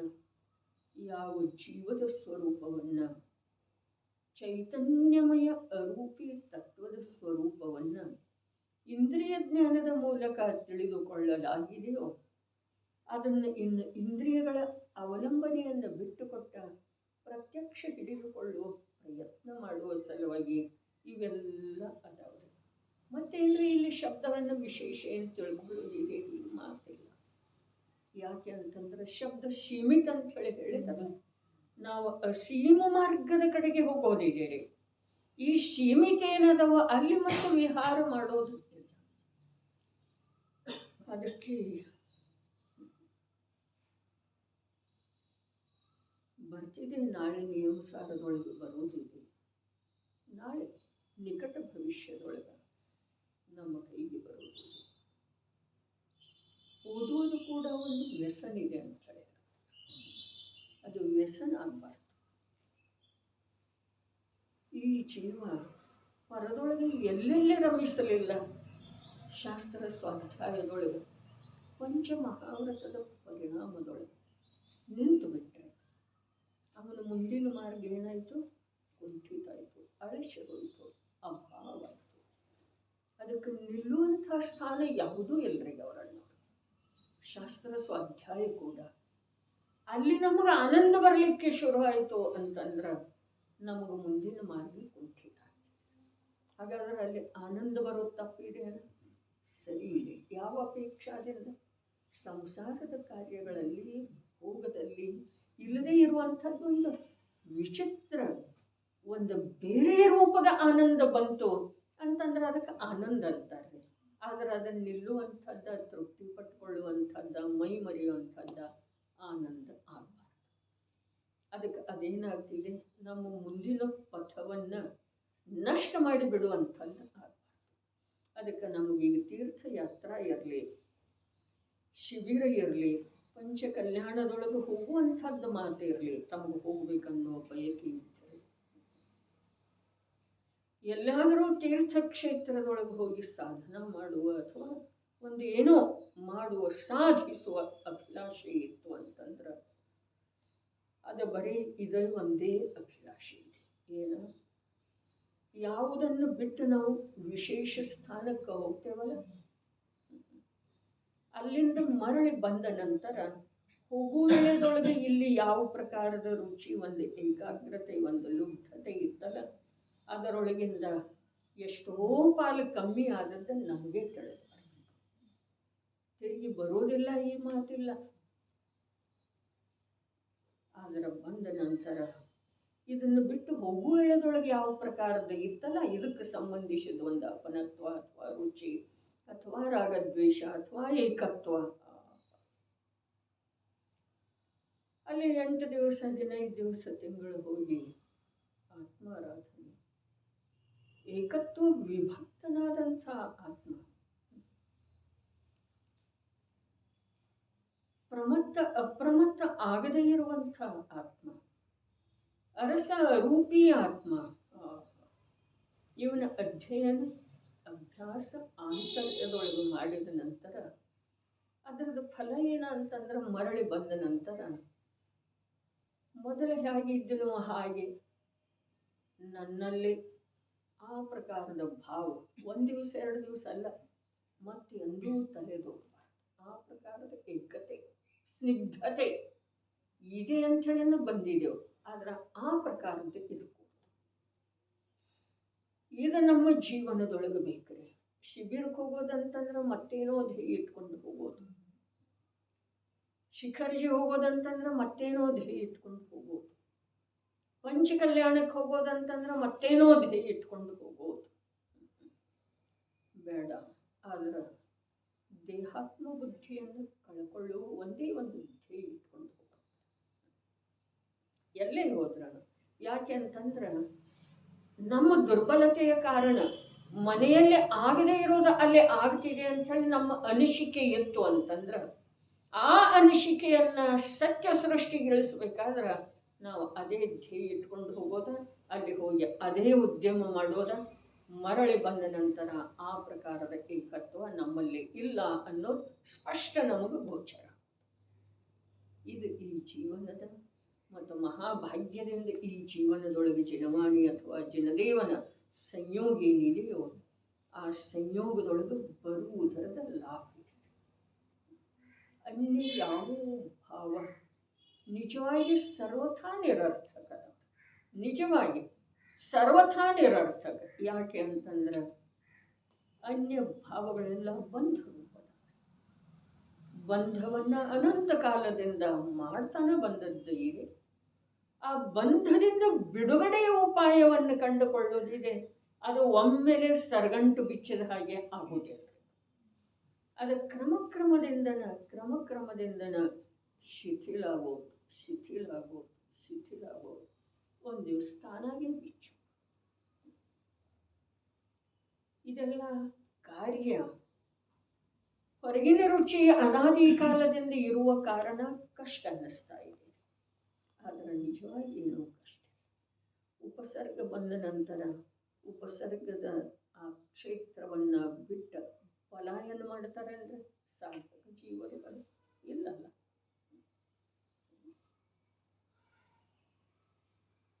ಉಪಸರ್ಗ ದೂರ ಆದ ನಂತರ ಇನ್ನು ನನ್ನ ಸಾಧನೆಗೆ ಅನುಕೂಲ ಆಯಿತು. ಅವರು ಯಶೋಧರ ಮಹಾಮುನಿ ಇದ್ರಲ್ಲ, ಶ್ರೇಣಿಕರ ದೊರೆ, ಸರ್ಪವನ್ನು ಅವರ ಕೊರಳಲ್ಲಿ ತೊಡಿಸಿ ಬಂದ 2 ದಿವಸದೊಳಗ ಲಕ್ಷಾಂತರ ಇರುವೆಗಳ ಆ ಸರ್ಪದ ಜೊತೆಯಾಗಿ ಆ ಮುನಿರಾಜರ ದೇಹವನ್ನೂ ತಿಂತಾ ಇತ್ತು. 2 ದಿವಸ ಕಳೆದ ನಂತರ ಚೇಳಿನೇ ಬಂದ ಆ ಉಪಸರ್ಗವನ್ನು ದೂರ ಮಾಡಿದ ನಂತರ ಪ್ರಭಾತ ಕಾಲ ಆಯಿತು.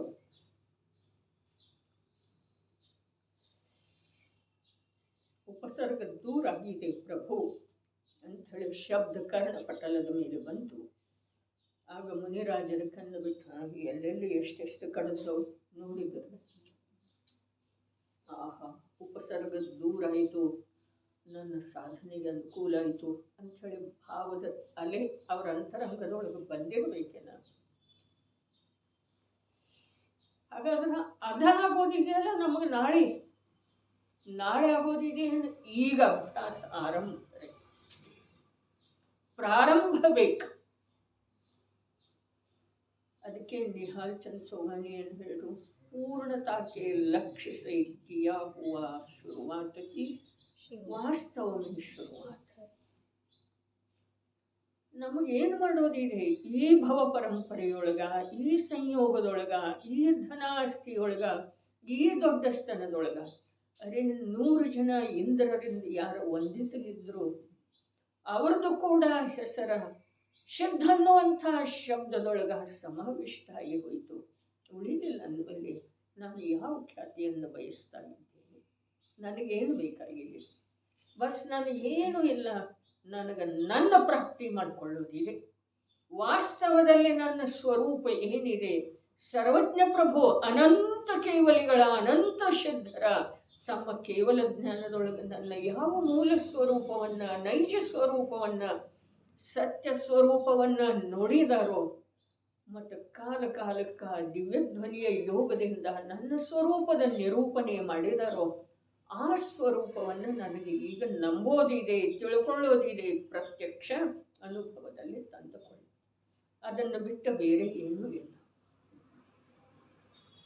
ಸ್ವರೂಪದ ಪ್ರಗಟ ಪ್ರಾಪ್ತಿ ಅನುಭವ ಸ್ವರೂಪದಲ್ಲೇ ಸ್ಥಿರತೆ. ಈ ಕಾರ್ಯವನ್ನು ಬಿಟ್ಟ ನಮಗೆ ಬೇರೆ ಏನೂ ಮಾಡುವುದಿಲ್ಲ. ಸ್ವರೂಪದ ಪ್ರತ್ಯಕ್ಷ ಪ್ರಾಪ್ತಿ ಅರ್ಥಾತ್ ಮಿಥ್ಯಾತ್ವದಿಂದ ಅನಂತ ಸಂಸಾರದಿಂದ ಬಿಡುಗಡೆ 4ನೇ ಗುಣಸ್ಥಾನ. ಮತ್ತು ಆ ಸ್ವರೂಪದಲ್ಲಿನ ಶಾಶ್ವತವಾಗಿ ಉಳಿಯೋದು ಆ ಪುರುಷಾರ್ಥ 6ನೇ ಗುಣಸ್ಥಾನ. ನಮ್ಮ ಪಂಚಮ ಕಾಲದ ಇದೇ ಭರತ ಕ್ಷೇತ್ರದೊಳಗೆ ನಮ್ಮ ಹಾಗೆ ಮನುಷ್ಯ ಭಾವವನ್ನು ಧಾರಣ ಮಾಡಿ ಬಂದಿರುವಂಥ ಅಮೃತ ಚಂದ್ರಾಚಾರ್ಯರ ಅಭಿಪ್ರಾಯ ಏನಿದೆ? ರಭಸಾತ್ ಶಬ್ದದೊಳಗ ಏನಿದೆ? ಒಂದೇ ಒಂದು ಸಮಯದೊಳಗ ಆ ಭೇದ ಜ್ಞಾನದ ಚೇನ ಅಪ್ಪಳಿಸುವುದರಿಂದ ಎರಡೂ ಬೇರೆ ಬೇರೆ ಆಗಿ ಹೋಗ್ತವೆ. ಬೇರೆ ಬೇರೆ ಒಂದು ಸಮಯದ ಸಲುವಾಗಿ, ಶಾಶ್ವತ ಸಲುವಾಗಿ ಇದೆ ಅವರ ಅಭಿಪ್ರಾಯ. ಹಾಗಾದ್ರೆ ನಮ್ಮ ಅಭಿಪ್ರಾಯದೊಳಗೆ ಬಂತಲ ಜೈನ ಭೂಗೋಳದೊಳಗ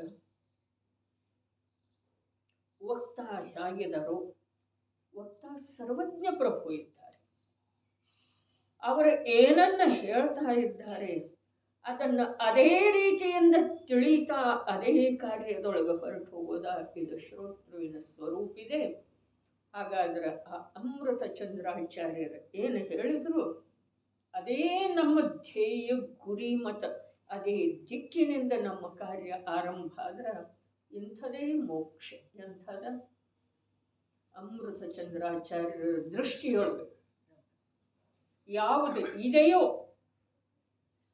ಯಾವುದು ಸಾಕ್ಷಾತ್ ಸಮಸ್ತ ದುಃಖಗಳಿಂದ ನಿವೃತ್ತ ಮಾಡುವಂಥದ್ದು ಸ್ಥಾನ ಇದೆಯೋ, ದೇಹದಿಂದ, ಸಂಯೋಗದಿಂದ, ಕರ್ಮದಿಂದ, ವಿಕಾರದಿಂದ ನಿಜವಾಗಿ ಅವು ಶಬ್ದನೇ ಎಂಥವಲ್ಲ.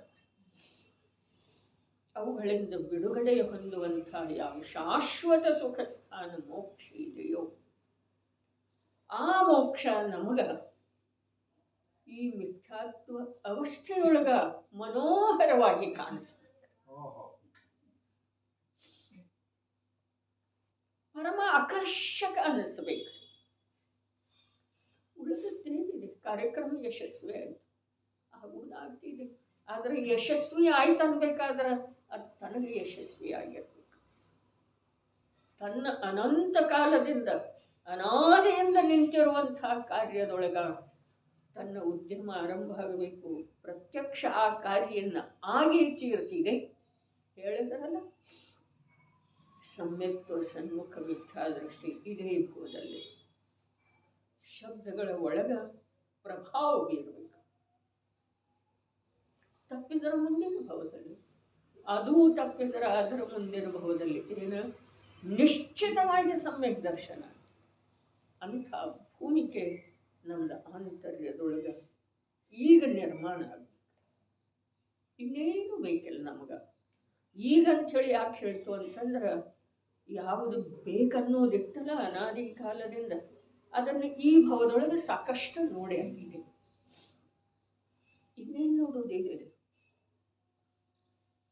ನಿರಂತರ ಶೂಲಗಳಿಂದ ಯುಕ್ತ ಇದೆ ಈ ಸಂಸಾರ ಮಾರ್ಗ. ನಿರಂತರ ದುರ್ಗಂಧಮಯ ಇದೆ. ನಿರಂತರ ಅಸಹ್ಯ ಪಟ್ಕೊಳ್ಳುವಂಥ ಅಲಸ ಇದೆ. ಅದು ಹಾಗೆ ನಮಗ ಅನುಭವ ಆಗಿದೆಯೋ ಅಥವಾ ಈಗಿಷ್ಟ ಜೀವನದೊಳಗೆ ಇನ್ನೇನಿದೆ ನಮಗೆ? ಇಲ್ಲಿ ಯಾವ ವೇಳೆದೊಳಗೆ ಪುತ್ರ ರತ್ನದ ಉತ್ಪತ್ತಿ ಆಯಿತು ಅದೇ ಅನುಭವ ಈಗಿದೆಯಲ್ಲ.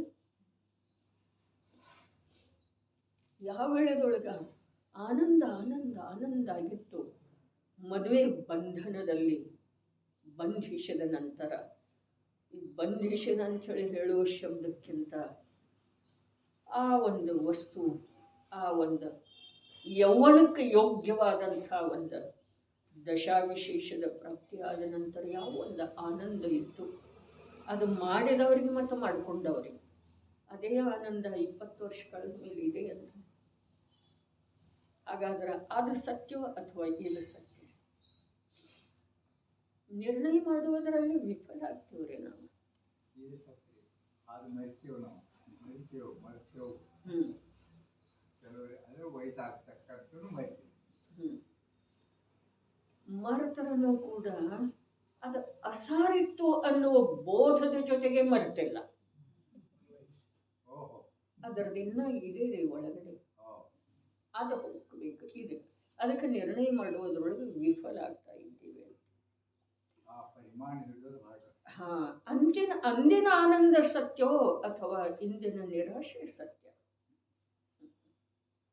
ಅದಕ್ಕೆ ಇವುಗಳನ್ನೆಲ್ಲ ನಿರ್ಣಯ ಸ್ವಯಂ ನಮ್ಮ ಜೀವನದೊಳಗೆ ನಾವು ಮಾಡಿಕೊಳ್ಳೋದು. ಅದು ಸತ್ಯವೋ ಅಥವಾ ಇದು ಸತ್ಯ? ಇಷ್ಟು ಕೂಡ ನಮ್ಮಲ್ಲಿ ವಿವೇಕದ ಪೂರ್ವಕ ನಿರ್ಣಯ ಆಗಲಿಲ್ಲ ಅಂತಂದ್ರೆ ನಾವು ಅದರಿಂದ ಮತ್ತು ಇದರಿಂದ ಎಂದೂ ಬಿಡುಗಡೆ ಆಗೋ ಸಾಧ್ಯ